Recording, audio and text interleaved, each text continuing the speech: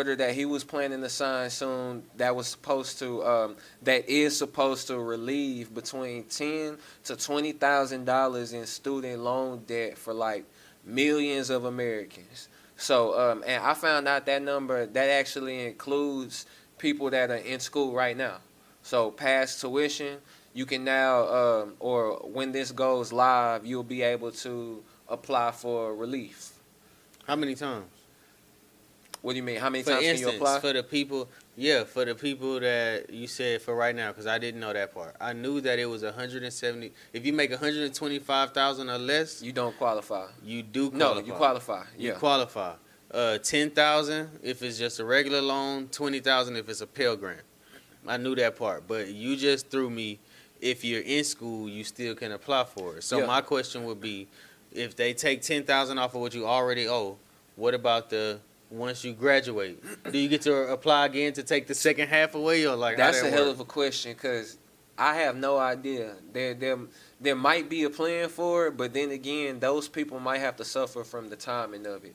Right now, it looked like the biggest opposition to this whole thing is a group of individuals who believe that it's unfair to people who have already paid their student loans or don't qualify for this. So, and I strongly I think disagree. that's stupid. Yeah, I think that's crazy, but that tends to come from a lot of people who that sounds like privilege talking. It's like I've been there, done that. I'm happy that you don't have to go through what I went through. Yeah, no, it seems more like, well, I No, I'm suffered. saying that's how it should be. Yeah, I know, but it seems more like, well, I suffered, they should suffer. Exactly. I That wanna shit is see stupid them as suffer. hell. Yeah, That shit is stupid as hell. That's what that shit sounds like when they make that That shit argument. is stupid as hell.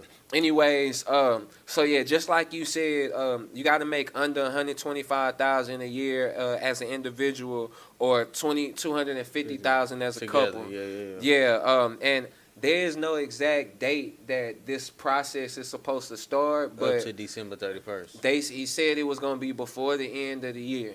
Right. So before the end of the year, there's going to be an application that opens up for people to actually go in. Like, no, you're not going to be able to sit there and expect this to happen on its own. You got to actually go in there. There's going to be an application that opens up, and you'll go in there. They said that they would make it an easy application due to the criticism they got for regular people not being able to file for PPP loans because of the paperwork that was involved. So as in response to that, this is supposed to be an easier process. Now, I'm understanding that there is a group of people who won't have to go through the process. It's a smaller group of people who won't have to go through the process.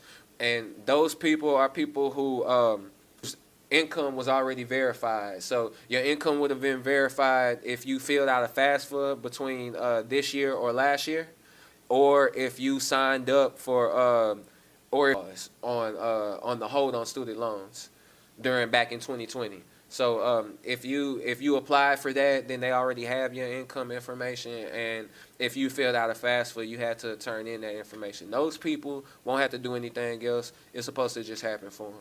So what you think about the relief plan? I would agree with it. Well, what I would say is anything is better than nothing. Yeah. I'll start there. Anything is better than nothing. And beggars really can't be choosy, but it's approximately, let's say they go to an HBCU, $30,000 a year to go, and $30,000 a year. You basically going to between $25,000 and $30,000. You basically going through 4 years minimum to get a degree. Yeah. That's $120,000. If I take $20,000 off of that, if you got a Pell Grant, or $10,000 off of that, you still responsible for $100,000 or $10,000. It ain't much. It ain't much to somebody that's got a lot of student loans. Especially when you know they can do more. But it's a big chunk out of it. And then I'm looking at it like it's not a big chunk. Well, it $20,000 out of $100,000 left. That's nothing, fifth. bro. Look, when you think about it, if they not taking that out, then you paying $20,000. Well, yeah. And when we so think that's about what it I'm in saying. terms It's of better you than paying nothing. it, yeah, that's what I'm saying. It's better it's a than chunk nothing. out of it, because if you think about it in terms of you paying it, well, damn, that's $20,000. I also thought this was a political play. It had to be, but he did say he was going. He was gonna do it. Yeah. He also came back and said he wasn't gonna do it. Yeah, I think he was having some trouble. What's happening is midterms coming up.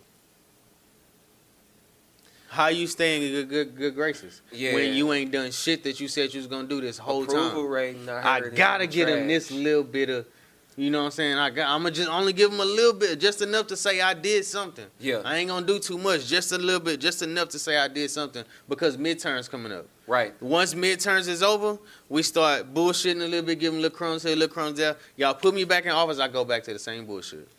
That's a theory that could possibly happen, but for somebody like me, that's a big deal. I still got about $30,000 in student loan debt. So when they take away 20 grand, my credit score is gonna shoot up. I might be able to actually buy a house, and that's been stopping me from getting business funding, buying a house in this market today. It's definitely good. Shit. And so for me, that's exciting as hell. And it's gonna make me further able to be even more successful. Is the thing. It's definitely good in there. I just think that I just hate the fact that we know they can do more and they decide to give us.